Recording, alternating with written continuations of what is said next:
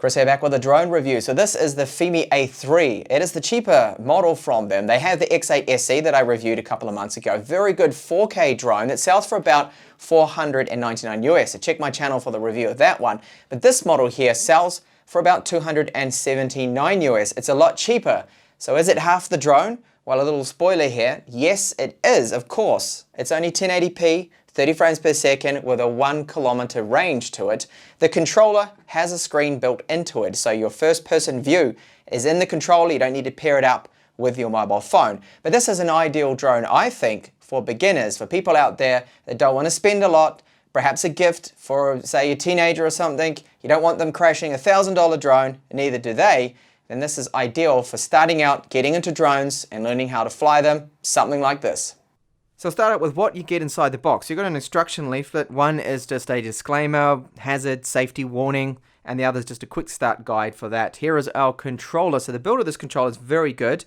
It has its own screen that can be a little bit hard to make out in sunlight. They really should have included a shade for this one here. So we've got the flight controls here with the two joysticks. So it's straight up to gain altitude, down to descend, and then left and right here is to rotate the drone itself, so clockwise or counterclockwise. And then we have move forward, move back, move left, and move right with the drone sticks right here. So this is the controls for going through the menu system, which I'll get onto soon. This is to return home, and this switches to go from the GPS to the sport mode right here, and that, of course, is to power it on. So powering on is you just simply press and then press again and hold it down.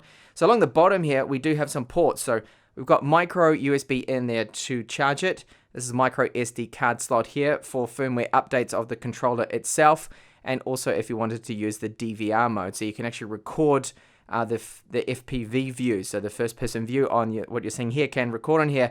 But I've had a few problems with that it's not actually recording correctly, and sometimes it's cutting out, and it's not so clear on actually when it starts to record there. And this port right here looks like a 3.5mm, but it's actually video out for this right here if you were happening to use goggles. So on the back of it, we have two triggers right here. Okay, so one of them is for the DYI button that you could, for example, connect up smoke to it, LED lights. That would be to turn or trigger that on and off.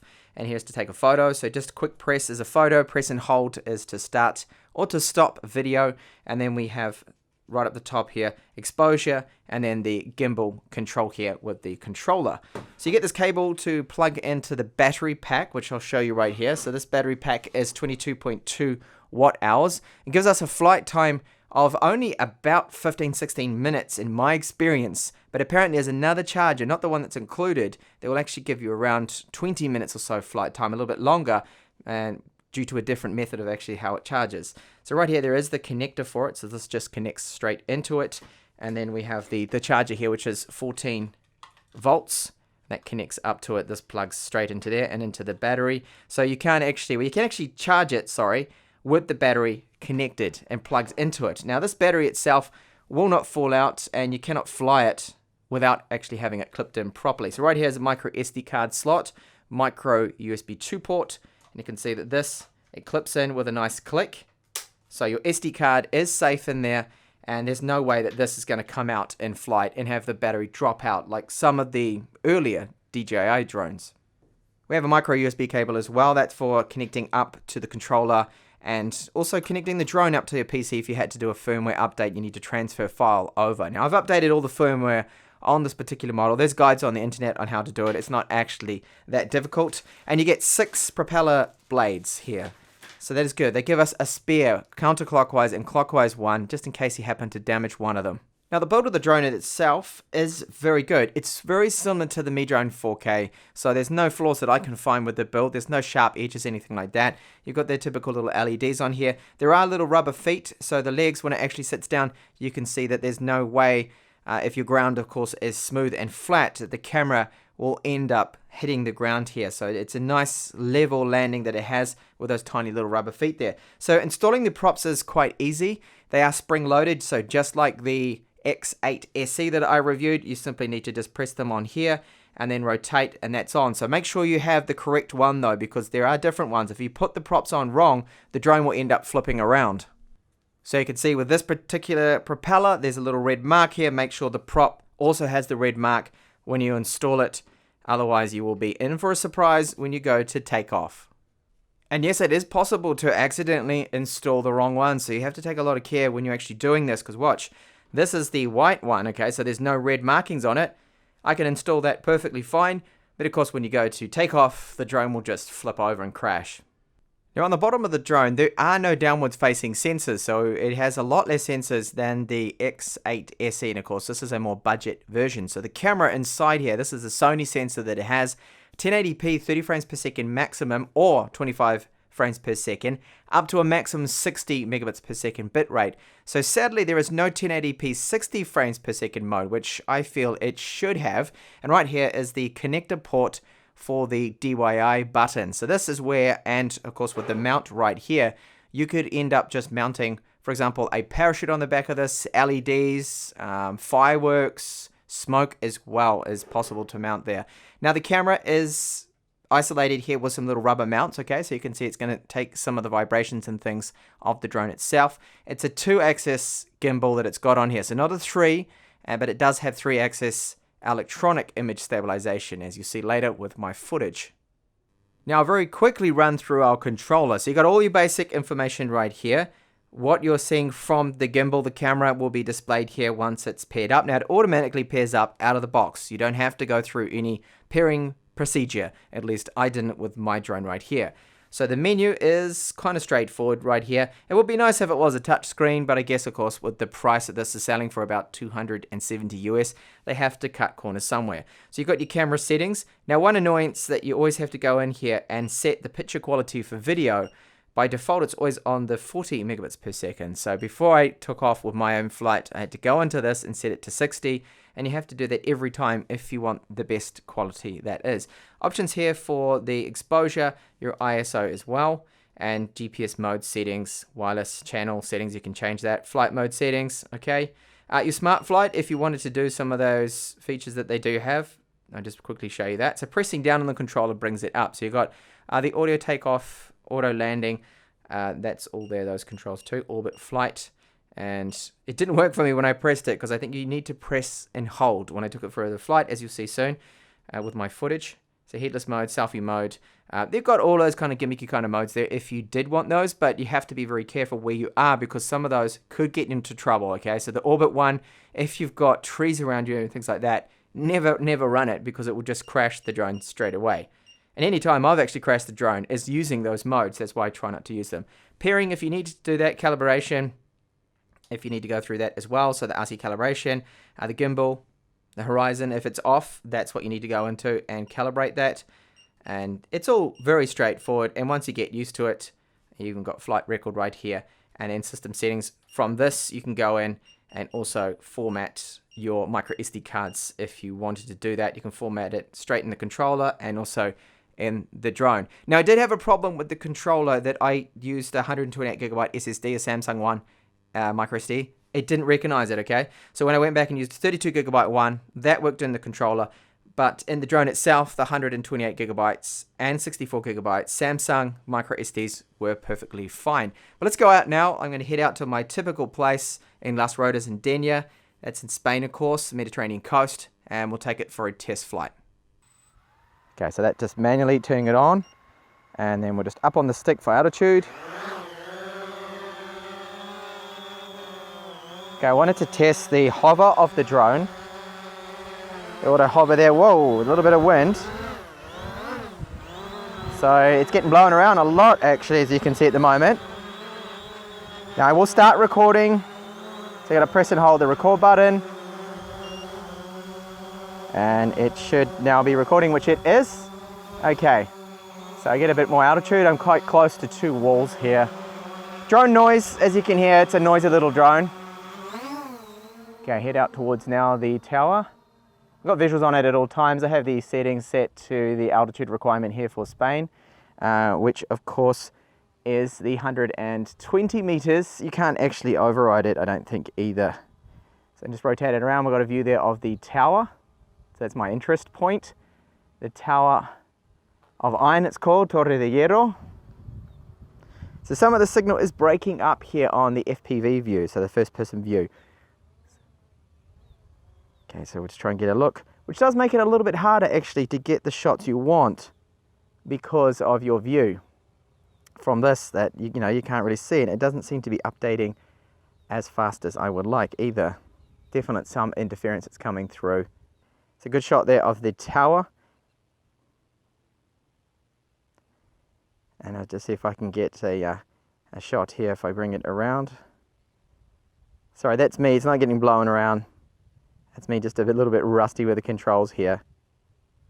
So get a nice little orbital shot. Now you do have the smart modes where you can get the orbit shot there yourself. The problem is it will stop my recording here. So I just want to do this all in one go. They record the land, the test flight here. I can still see the drone. Little white dot out there. So this tower was constructed in the, I believe, 17th century, and it was actually against pirate raiders. So I'll give you the view later on from the tower to the actual castle. It's quite hard to make out what is on the screen here at the moment because, I mean, I can get all my key details, the voltage there, the battery life, which is good, but what I'm actually recording is quite hard. So in the background there, right at the top of the image, that's our castle there.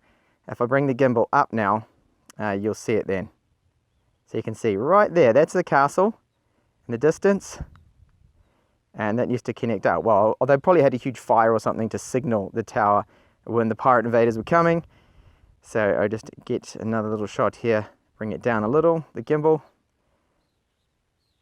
Okay, there we go. So this I can just see on the screen, but it's breaking up. And it doesn't, oh, there we go, breaking up again. Okay, so I bring the gimbal back up. Excuse the jerkiness here, I just try and be as smooth as possible. A little bit rusty. So heading back towards where I am, and we'll actually just gain a little bit of altitude here. It's getting blown around a little bit.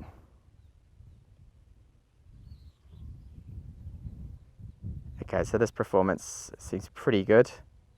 We're hitting about 10 meters per second.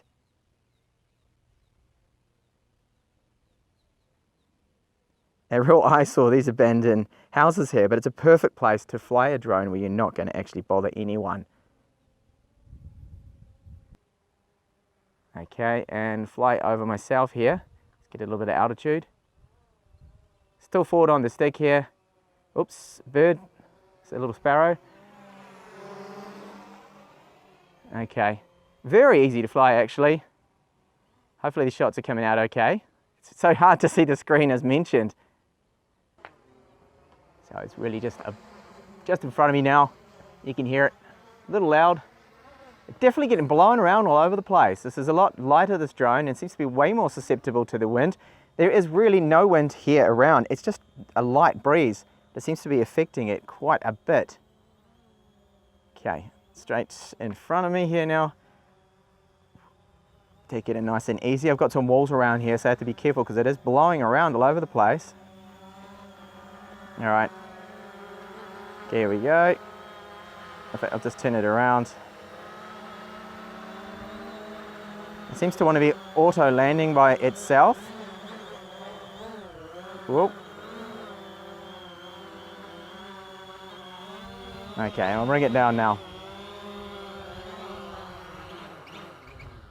Okay, and there we go. Successful first flight of the FIMI A3.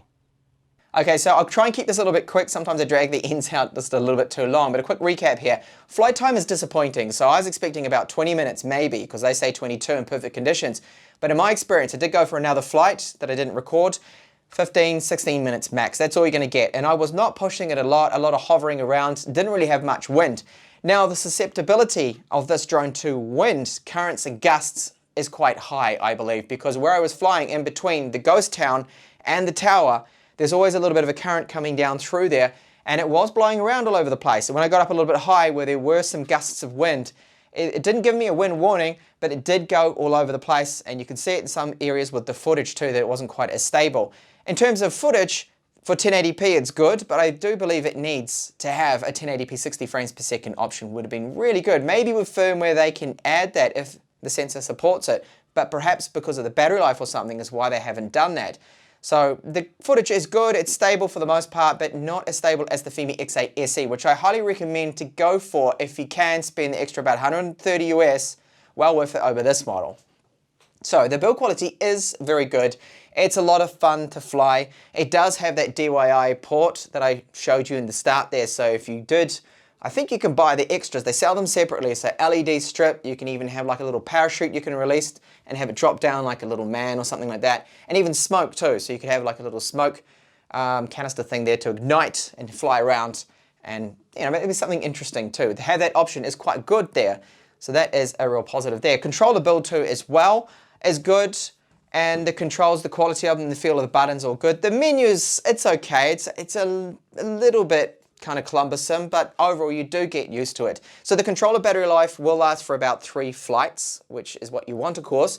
And you can plug that in with micro USB to charge it, but you must, of course, use the battery charger they supplied for the drone itself, which takes around a couple of hours also to charge that. Now the screen I found in direct sunlight, as I commented on when I first started to fly, getting ready to fly there, it was hard to make it out, so you really do need a shade for it, I think.